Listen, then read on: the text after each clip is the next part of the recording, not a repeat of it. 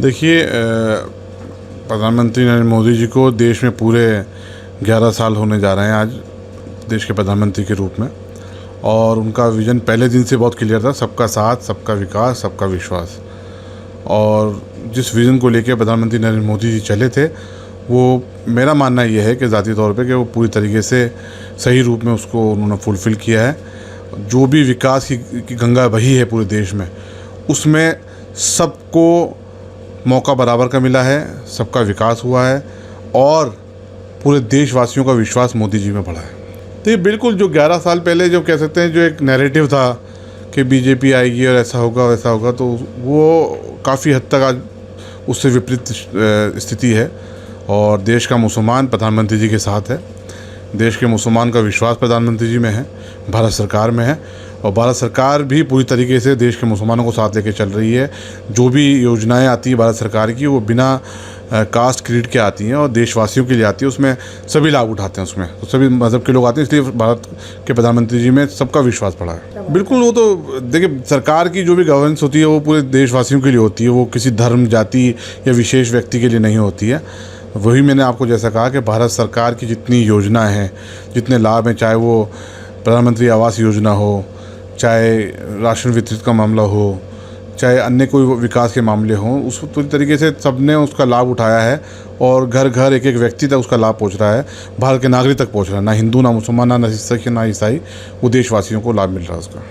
बिल्कुल, ये बात आप सही कह रहे हैं कि हम लोग ये कहते हैं कि देश में मुसलमानों को सिर्फ वोट बैंक ना समझा जाए।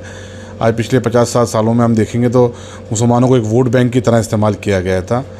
और उनके उत्थान को लेकर के बातें तो बहुत बड़ी बड़ी होती थी, लेकिन कोई सार्थक कदम नहीं उठाया जाता था। ज़मीनी स्तर पे ना तो वो कोई चीज़ नज़र आती थी। मोदी सरकार ने विशेष तौर से माइनॉरिटीज़ जो हैं, जिसमें मुसलमान भी आते हैं, उनके लिए कई योजनाएं चलाई हैं। और ख़ास तौर से विशेष तौर से मुसलमानों के उत्थान के लिए उन्होंने हमेशा अपनी बात सार्वजनिक तौर से पब्लिक के सामने आके रखी भी है कि मुस्लिम महिलाओं का विकास हो, मुस्लिम बच्चों का विकास हो, एक हाथ में कुरान हो तो एक हाथ में कंप्यूटर हो। तो इस मिशन को लेकर मोदी जी चले हैं और पूरे यकीन है कि मुसलमानों को वोट बैंक की जो एक राजनीति थी उससे बाहर निकाला है। मैंने कहा आपको कि परिस्थितियाँ बिल्कुल चेंज हो चुकी हैं। बात सॉफ्ट कॉर्नर की नहीं है, बात विश्वास की है। जिस तरीके से प्रधानमंत्री नरेंद्र मोदी जी ने भारत सरकार का नेतृत्व करते हुए इस देश को आगे बढ़ाया है, तो उससे देश के हर नागरिक का मान सम्मान बढ़ा है। और हिंदुस्तान का मुसलमान अपने देश के प्रति हर तरीके से अपने देश के प्रति समर्पित है। तो जाहिर सी बात है, जब देश का सम्मान बढ़ा है तो हर व्यक्ति का सम्मान बढ़ा है।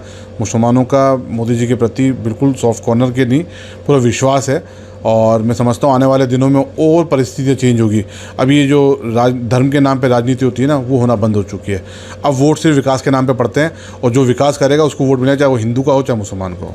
देखिए, वफ़ का जो मामला है, बिल्कुल ये बहुत टाइम से एक डिमांड थी वफ़ के मामले को लेकर के कि करप्शन है। वफ़ इतना बड़ा इंस्टीट्यूशन है दुनिया के अंदर, उसका एक तरह से सबसे बड़ा इदारा माना जाता है और सबसे ज़्यादा उसकी प्रॉपर्टीज़ है।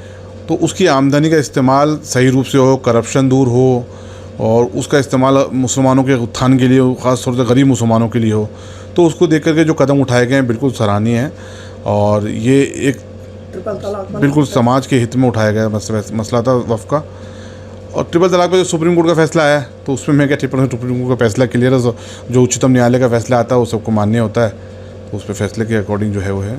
देखिए, मेरी ज़्यादा मुलाकात नहीं प्रधानमंत्री जी से, लेकिन मुलाकात हुई एक बार दो बार शायद।